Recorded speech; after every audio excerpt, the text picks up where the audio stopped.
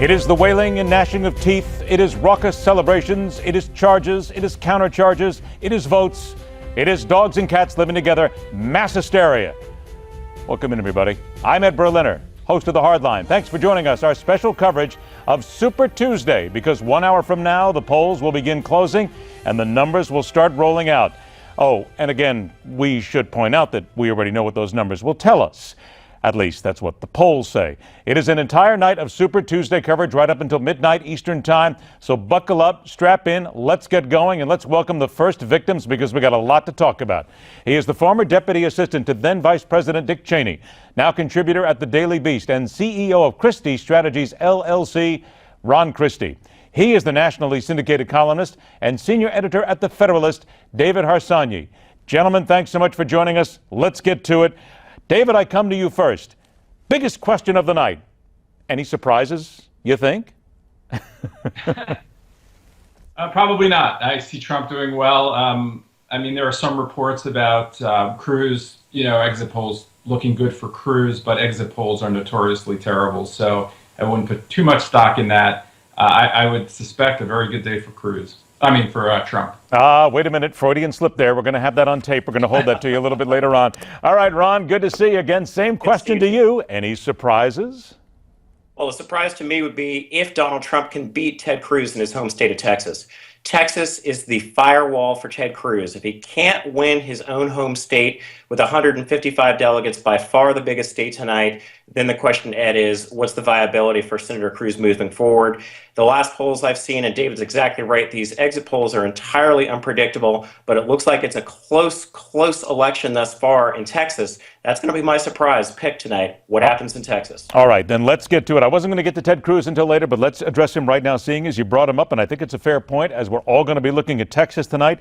Ron, is it not fair to say, let's expand on this a little bit, if Ted Cruz does not come away with a resounding victory, not just a victory, but he's got to win big in Texas right now, it's an indicator that he is pretty much done.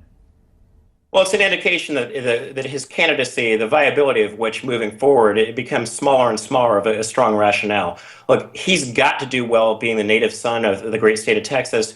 Then we get in the next couple of weeks into the winner-take-all delegates. So tonight in Texas and many of the other states, it's still proportional. In other words, you can win first, second, or third and still pick up some delegates. But if he doesn't have a resounding win tonight, Ed, what's the case that he's going to make Senator Cruz will of moving forward if he cannot do resoundingly well in his own state that elected him in the first place? So, David, there's that point. When I say done, people are going to immediately hammer on that. Wait a minute, Ed, he's still got lots of money. There's other states to go. But let's be honest. We deal in momentum here, especially now when it comes to Super Tuesday. We saw it hit Donald Trump. We saw him work it so well. He has got to come away with big numbers tonight. If he wins by a couple of points, there's no momentum to gain there. He's got to find something here because this is maybe the only place he's going to be able to get that run. Yeah, and Cruz had been making the case that Rubio can't win Florida, so he should drop out. So, if Cruz can't win Texas, which he should, he has a better case to winning. Florida, sort of a purple state, it could go either way. But Texas, if you're losing Texas, or even if it's close, you've undermined your case in a big way. And it is momentum, but more than momentum even, it's, what is your path to winning? We keep waiting for people to turn on Donald Trump, but the polls don't show that. Marco Rubio sort of has taken this comedy act on the road now, and I enjoy it a lot, and I love it, but it's not really changing that many minds, I don't think. There's no evidence that anything's changing. So at some point, you want a unified candidate, and if Cruz doesn't do well in Texas, it should probably be Rubio. Gentlemen, you're leading me right down the path here because I wasn't quite going to go to Marco Rubio just yet, but seeing as David, you brought him in here, you talked about that path to winning. David, let's start with you on this one. Marco Rubio here, already it looks like he's not going to be a surefire winner in his own home state of Florida. And after coming close, after being second, he's talking about Marco-mentum here right now, and they've got it running for him. David, it still comes down to this.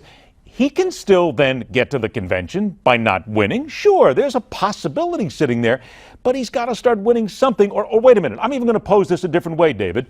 We keep talking about that he has to win. Does he, or can he keep putting together second-place victories, or which he calls them second-place victories, and still get to the convention and make a point? I don't know what point he's going to be making. I think that's a tough way to go. If Donald Trump does what I imagine he's going to do tonight, then we're talking, and Marco Rubio has already talked about brokered conventions. I think that's their best hope. So that probably you'd want everyone to stay in the race, split delegates as much as you could. But I mean, how can you go to a convention, say, hey, I haven't won a single state, or I've won one state. Give me the nomination, and this guy who's won so many, take it from him. I mean, it is going to be a civil war, and it's going to be ugly. I hope that happens, frankly, but it seems the case just isn't there. There's no sort of moral authority to do that in a democracy. Hold on a second now. Hold on. I'm going to hit on that right now, because you use the word civil war, which I think a lot of people are very hesitant to use in all this, David. Yet I have said on this show, other people have said as well, maybe it is time. Get out the 300-pound ton of dynamite here, blow up the Republican Party, start some real war here, and maybe start to make something happen. Is that what we're talking about, David? This sounds like insurrection. Well, it won't end. There's no outcome here that ends well for the Republican Party, because if Donald Trump wins, a lot of people are going to be angry. There's going to be a counter-revolution. There are tons of people who are idealistic conservatives who simply cannot support someone who doesn't share any of their values. If they steal the nomination, or if they win the nomination somehow, Trump fans are going to feel like something was stolen from them, and they're not going to support Marco Rubio or Cruz. So in the end, I don't see how this works out without some sort of civil war in the Republican Party. So, Ron, really briefly here, in your opinion, then, what would that civil war look like? Well, I can tell you, I never share green room confessions, but I was at another network earlier today with a former governor and a former senator who were in this race, who had the opportunity to speak to Reince Priebus and others today, and their anger was real. Their sense of palpable, the Republican Washington, D.C. establishment doesn't get it. They don't understand why people aren't really coalescing around Rubio. And they said, look, if Trump gets this thing, you're going to find people who have been committed conservatives, committed Republicans, to blowing up the framework that we see that presently exists today. So I think David's exactly right. And the anger that I just heard this afternoon was just so palpable that it was really something else to hear. I got about two and a half minutes left. I got to bring this in, because when you start talking about anger, let's talk about the anger that has been directed at Donald Trump the last few days because of David Duke, KKK, statements that were and were not made. Earlier today, Speaker of the House Paul Ryan put himself right square in this whole battle. He went right after Donald Trump for not immediately condemning all white supremacist groups, and here's what he said. We should be having a serious debate about the policies needed to restore the American idea. Instead, the conversation over the last few days has been about white supremacist groups. If a person wants to be the nominee of the Republican Party, there can be no evasion and no games. They must reject any group or cause that is built on bigotry. This is fundamental. And if someone wants to be our nominee, they must understand this. Ron, earlier today, Mike Huckabee went on Facebook. He said it's a well-worn tactic to tar a candidate. He said even Ronald Reagan had to repudiate a Klan endorsement, and he did so forcefully and eloquently. Ron, isn't that the point here? Donald Trump did not forcefully nor eloquently go after this. He wavered and took a couple of days to do it. That's the biggest point here, yes? Yes, and that's my biggest problem with this. And, Governor Huckabee, one of the people I talked to earlier today, said just that. It's very clear. I have an earpiece in, so do you, so does David. I can hear you very well, very clearly, very eloquently.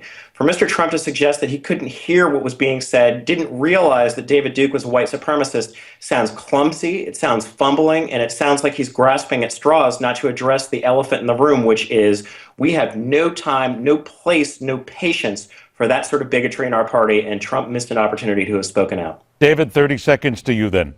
Talked about all this. We've heard it. Ron made the point very well. But will it make any difference today? Well, I don't think it's going to make much of a difference, because I think that his fans love him. It is a cult of personality around him. They're defensive about him. It's not really about policy. So I like what Paul Ryan has to say, but to a Trump fan, that's just the establishment trying to undermine and undercut their candidate. So I don't know if it's going to matter. I mean, obviously Trump's lying. He said David Duke a few times even after they mentioned it. But I just don't see anything he does mattering. And that's, I think, what's so frustrating and angering to a lot of people in the establishment and just idealistic conservatives generally. Eloquently stated by you both. Gentlemen, David Harsanyi, Ron Christie, always a pleasure, guys. Thanks for joining us. We'll talk again real soon, guaranteed.